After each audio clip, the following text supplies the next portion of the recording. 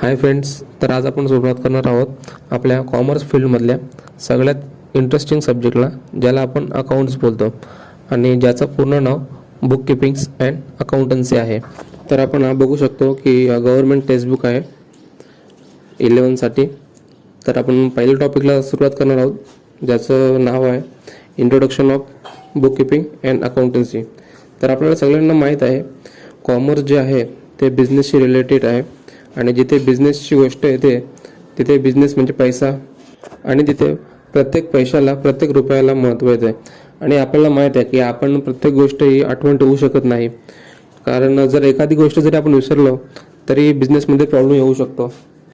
तर त्या रेकॉर्ड करण्याच्या पद्धतीला आपण बुक किपिंग असं बोलतो. बुक किपिंगविषयी बोललो तर 1494 रोजी इटालियन मर्चंटने बुक किपिंग इंट्रोड्यूस केलं. अकाउंटमध्ये आपल्याला खूप सारे असे नवीन गोष्टी, नवीन वर्ड्स भेटतील की त्यांचे मिनिंग नाही देत, कारण ते वर्ड बेसिकली कन्वर्ट झालेले आहेत ते लॅटिनमधून इंग्लिशमध्ये.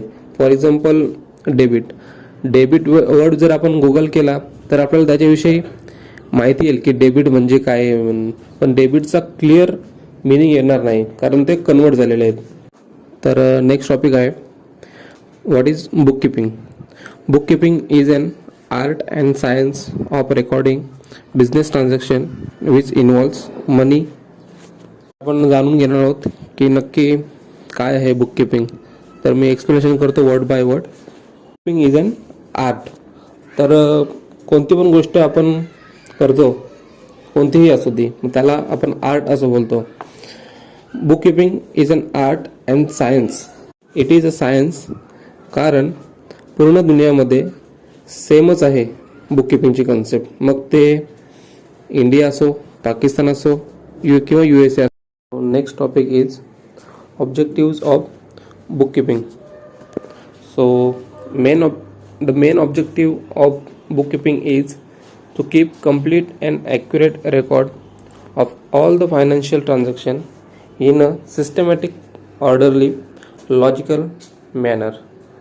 जे पण आपण ट्रान्झॅक्शन रेकॉर्ड करणार आहोत सिस्टममध्ये, ते ट्रान्झॅक्शन सिस्टमॅटिक असले पाहिजेत आणि लॉजिकल असले पाहिजेत. आपण तेच ट्रान्झॅक्शन रेकॉर्ड करतो जे ट्रान्झॅक्शन बिझनेसशी रिलेटेड आहेत. सो नेक्स्ट आहे इम्पॉर्टन्स ऑफ बुक किपिंग. तर आपण बघूया काय काय इम्पॉर्टन्स आहेत ते. सो फर्स्ट आहे वी कॅन क्लासिफाय रेकॉर्ड.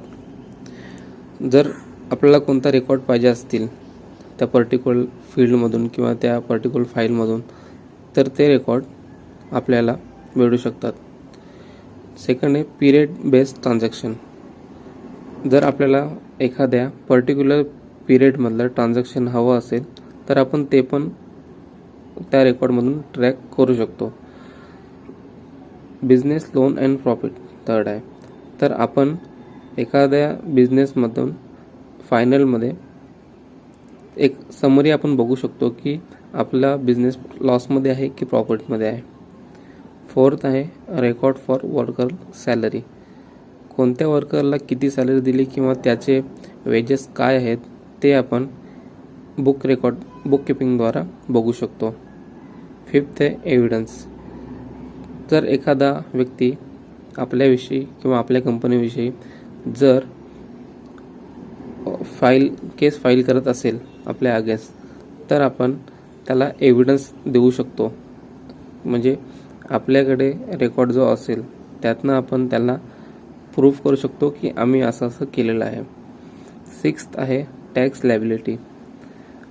आपल्याला एंड ऑफ द इयर प्रत्येक कंपनीला टॅक्स भरावा लागतो, तर तो टॅक्स आपण ह्या बुक किपिंगच्या रेकॉर्डद्वारे आपल्याला किती टॅक्स भरायचा आहे तो आपण ट्रॅक करू शकतो. तर हे आहेत importance of bookkeeping. So move on to the next topic, bookkeeping and accountancy. तर हे दोन्ही सेम आहेत की अलग अलग? तर हे दोन्ही अलग अलग आहेत. बुक किपिंग म्हणजे it's very basic where we record only transaction stage. समजा good sold to someone for 1000 rupees. तर हा एक ट्रान्झॅक्शन झाला. ट्रान्झॅक्शन झाल्यावर मला त्याची जनरल एंट्री करायची आहे की सबसिडी बुकमध्ये रेकॉर्ड करायचं आहे, याला बुक किपिंग बोलतात. पण ते झाल्यावर ते ट्रान्झॅक्शन जनरलमध्ये रेकॉर्ड होतो, मग लेजरमध्ये जातो. हे पण नॉर्मल अकाउंट प्रॅक्टिकल्समध्ये करतो, ज्याला आपण बुक किपिंग बोलतो. मग वर्ष एंडिंगला आपण ऑल ट्रान्झॅक्शन क्लोज करतो, सगळे लेजर क्लोज करतो, त्याचा ट्रायल बॅलन्स करतो. त्यानंतर आपण रिझल्ट काढतो, त्याला आपण फायनल अकाउंट बोलतो. फायनल अकाउंटपर्यंत आपण 3 गोष्टी करतो: क्लासिफाईड, समरायझेशन, ॲनालाइज करतो. या 3 गोष्टी आपण करतो. Book keeping is just 20 to 25% of accountancy आणि अकाउंटन्सी इज टोटल 100%. कारण आपण बुक किपिंगमध्ये 20 ते 25% एंट्री करतो, जे नॉर्मल असतात ते. पण जे बिझनेस रिलेटेड ज्या पण गोष्टी असतात त्या आपण 100% अकाउंटन्सीमध्येच करतो. Book keeping is a part of accountancy. जेव्हा बुक किपिंग संपणार तेव्हा अकाउंटन्सी स्टार्ट होते. जेव्हा पण आपण कोणती पण एंट्री करायला घेतो, जेव्हा आपण एका बुक किपिंग ही कन्सेप्ट संपते तेव्हा अकाउंटन्सी कन्सेप्ट स्टार्ट होते. बुक किपिंग कोण करू शकतो? कोणीही ज्युनियर क्लर्क बुक किपिंग करू शकतो. जर आपण त्याला अकाउंटन्सी शिकवलं तर जनरल एंट्री वगैरे करू शकतो आणि तो बुक किपर बनू शकतो. पण जेव्हा तुम्हाला अकाउंटन्सी करायची असते तेव्हा इट रिक्वायर्ड सर्टन स्किल. जर तुम्ही अकाउंट पहिली वेळा करत असाल किंवा पहिली वेळा शिकत असाल तर अकाउंट्समध्ये खूप सारे असे शब्द आहेत ते लाईफमध्ये तुम्ही फर्स्ट टाईम ऐकणार किंवा तुम्हाला ते माहीत असणार, पण एक्झॅक्टली मिनिंग जर माहीत नसेल तर लाईफमध्ये अकाउंट कधीच समजणार नाही. ते सब्जेक्ट कोणते आहे तर ते वर्ड कोणते आहेत त्यांचं मिनिंग आपण समजून घेऊया. For example, transaction. Book keeping तेव्हाच होणार जेव्हा ट्रान्झॅक्शन होणार. It means exchange of money और money from one person to another person. पैशाचा कारभार किंवा पैशाचं ट्रान्झॅक्शन एका पर्सन टू दुसऱ्या पर्सनमध्ये होईल तेव्हाच बुक किपिंग कन्सेप्ट ॲक्टिवेट होते. For example, good order for 1000 rupees. फक्त ऑर्डर दिली, ट्रान्झॅक्शन काहीच झालं नाही. किंवा सपोज फ्रीमध्ये गुड्स तर आले पण फ्रीमध्ये, म्हणजे त्याची पण व्हॅल्यू 0. मग हे पण ट्रान्झॅक्शनमध्ये नाही. मग ट्रान्झॅक्शन म्हणजे नेमकी तरी काय, तर आपण ते समजून घेऊया.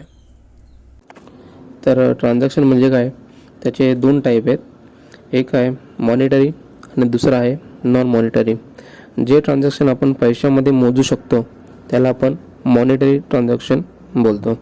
आणि नॉन मॉनिटरी ट्रान्झॅक्शनमध्ये पैसे इन्व्हॉल्व होतच नाही. आणि तर बघायला गेलो तर मॉनिटरी ट्रान्झॅक्शनचे 2 पार्ट आहेत. एक कॅश ट्रान्झॅक्शन आणि दुसरं आहे क्रेडिट ट्रान्झॅक्शन. तर बिझनेसमध्ये 80% ट्रान्झॅक्शन हे कॅशमध्येच होतात. पण जेव्हा आपण कोणती गोष्ट विकत घेतो, लाईक मशीन, फर्निचर, गुड्स काही, किंवा आपण सेल किंवा परचेस करणार, तेव्हा प्रश्न येतो की कॅश आहे की क्रेडिट आहे. तर ट्रान्झॅक्शन कॅश आहे की क्रेडिट आहे हे कसं ओळखणार? सपोज मी दुकानात गेलो आणि बोललो मला बिस्किटचा पुडा दे आणि मी त्याला 10 रुपये दिले, याला बोलतात कॅश ट्रान्झॅक्शन. आणि मी दुकानदाराकडे गेलो आणि त्याला बोललो एक बिस्किटचा पुडा दे, पण पैसे मी 2 ते 3 दिवसांनी देतो, तर याला बोलतात क्रेडिट ट्रान्झॅक्शन. तर ट्रान्झॅक्शन कॅश आहे की क्रेडिट आहे हे कसं ओळखायचं? जर रिसिप्टमध्ये कंपनी किंवा पार्टीचं नाव आला तर त्याला आपण क्रेडिट ट्रान्झॅक्शन बोलू शकतो.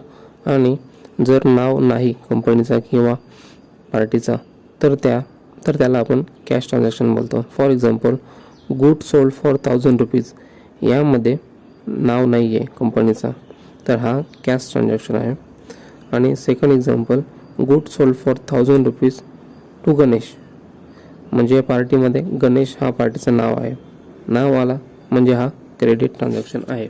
जोपर्यंत आपल्याला कॅश आणि क्रेडिटचा फरक समजत नाही तोपर्यंत आपण कोणतीच एंट्री करू शकत नाही. कधीकधी असं होतं की पार्टीचं नावही असणार तरी पण तो कॅश ट्रान्झॅक्शन असतात. ते कसं काय याचं एक्झाम्पल आपण बघूया. Good sold to Nikhil for cash. तर यामध्ये पार्टीचं नाव काय आहे, याचं पार्टीचं नाव तर आहेच गुड सोल्ड टू निखिल, पण त्याच्याबरोबर असं लिहिलं की कॅश, तर हा कॅशमध्येच त्याची एंट्री होणार. बाकी commission receive from Nikhil, salary paid to Nikhil, हे ट्रान्झॅक्शन कॅश ट्रान्झॅक्शनमध्ये येतो कारण याच्यामध्ये परचेस आणि सेल्स रिलेटेड काहीच नाही आहे. सो हे होतं बुक किपिंग आणि अकाउंटन्सी विषयी बेसिक कन्सेप्ट. थँक्यू.